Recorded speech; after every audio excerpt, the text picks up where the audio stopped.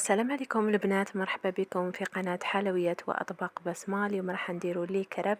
واش نقول لكم يا البنات، يجوا بزاف بنان ويجوا كيما تاع المحلات مقرمشين.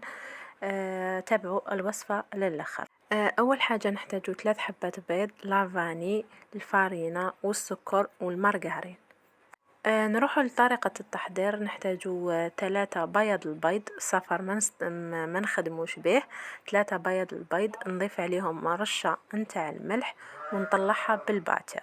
بعد ذلك ندير 3 مغارف سكر. اللي هادو 3 مغارف سكر نبدا نضيفهم بالتدريج، يعني ما نديرهمش ضربة واحدة. مع الاول ندير مغرف ومن بعد نبدا ندير بالتدريج حتى نكمل 3 مغارف تاوعي.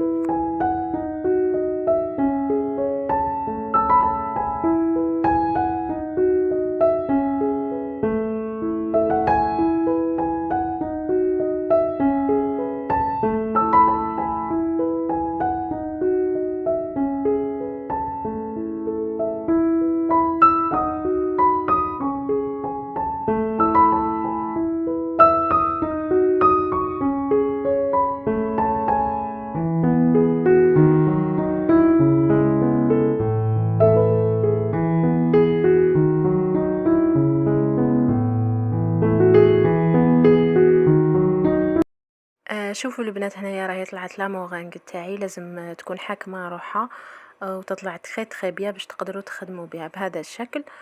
ومن جهه واحده اخرى نشد غيسيبيون نحط فيها 2 كيسان ونص حليب بارد، ونبقى نطلع فيهم بالباتيغ حتى تشكل لي هذيك الرغوه.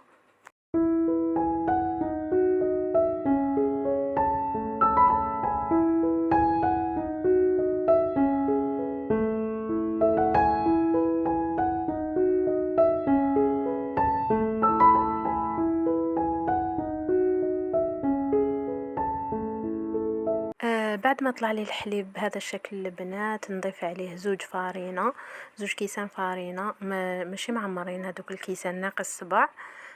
ونزيد عليهم لافاني ونغربلهم بهذا الشكل ونخلطهم كامل بالباتيغ.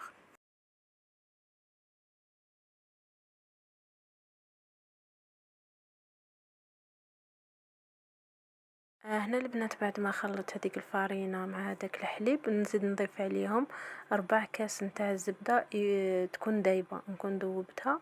وبعد ذلك نخلطهم كامل بالباتيغ بهذا الشكل. ثاني مرحلة اللي راح نديرها، نحكم الخليط الاول اللي درته نضيفه للخليط الثاني بالعقل. وندخل نحاول ندخل هذاك الخليط الاول في الخليط الثاني تخي بيان. بعد ذلك نروح نطيب لي كراب تاوعي عادي.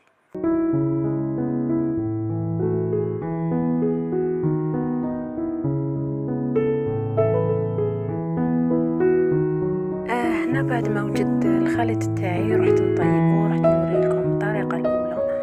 نفرغ في المقلاة تاعي ونبدا ندور المقلاة تاعي بهذا الشكل باش تتغطى لي كامل المقلاة. نقصوا في النار تاعنا، نخلوها تسخن شوية ونديرو الخليط تاعي.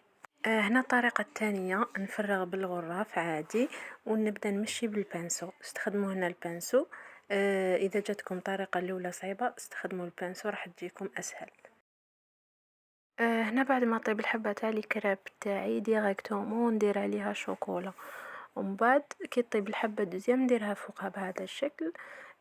لازم تكون سخونة. لي كراب تاعكم لازم يكونوا سخان باش ديروا سخونين باش ديروا فوقهم الشوكولا تاعي جاتني ثقيله بزاف، دزت لها شويه زيت هكا باش تسهل عليا الخدمه.